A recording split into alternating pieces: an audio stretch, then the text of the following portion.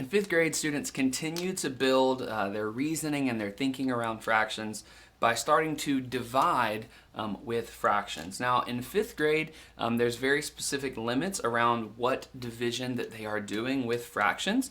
In fifth grade, very specifically, students will only be dividing with fractions that are unit fractions and whole numbers. So the two examples that you see here, 3 divided by a fourth, we have a whole number divided by a unit fraction. For this strategy, we're really just going to focus on this example where we have a whole number divided by a unit fraction. In fifth grade, students also will have to take unit fractions and divide them by whole numbers. But for this strategy, we're just going to think at least now to start, and this is probably how I would sequence the actual instruction, would be starting with whole numbers divided by unit fractions. And I'm going to call this strategy think quotatively. I like naming strategies based on mathematically what's happening, and this strategy works by thinking of and interpreting these division expressions quotatively. There are actually two different ways that we can interpret what a division expression means. A lot of times context can help us with that. But quotative division is where we want to basically, to give the example with 3 divided by 1/4, we could ask the question, how many 1/4s? And I'm going to write it out because I think contextually it'll help make more sense if I write it out this way. How many 1/4s are in 3?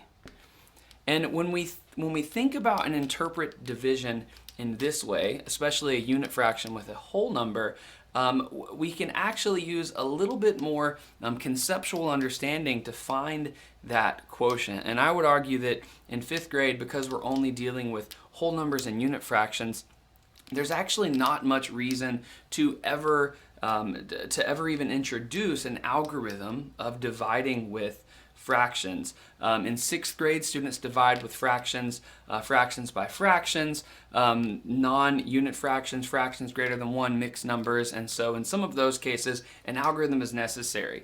But in fifth grade, just dealing with unit fractions and whole numbers, if we sort of think conceptually and understand what the question is asking, oftentimes we can find that quotient without having to think about an algorithm. We can sort of reason our way to the quotient, and that really builds that fractional reasoning that we want students developing.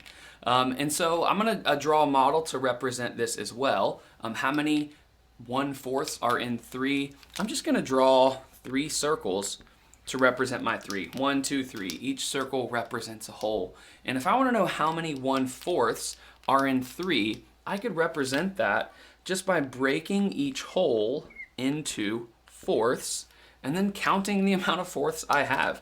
I have 1, 2, 3, 4, 5, 6, 7, 8, 9, 10, 11, and 12. So I have 12 fourths in 3. So 3 divided by a fourth is 12. And thinking quotatively can also help students make sense of quotients when they're dividing by fractions. At first in fifth grade, oftentimes this can be a place where students really start to lose sense of what's going on. When they have divided really by anything up until this point, the answers have gotten smaller. And some of them may have even developed that sort of misunderstanding, a misconception, or overgeneralize that every time you divide, the number gets smaller. But here we divide by 1/4 and our quotient gets larger. But if we start it and in this idea, thinking quotatively, how many 1/4s are in 3, it can help make sense of that from the very beginning. So we'll take 5 divided by 1/3. On this one, instead of drawing the circles, we can also model this strategy of thinking quotatively on a number line. So I'm going to just start at 0 and then mark my number line up to 5.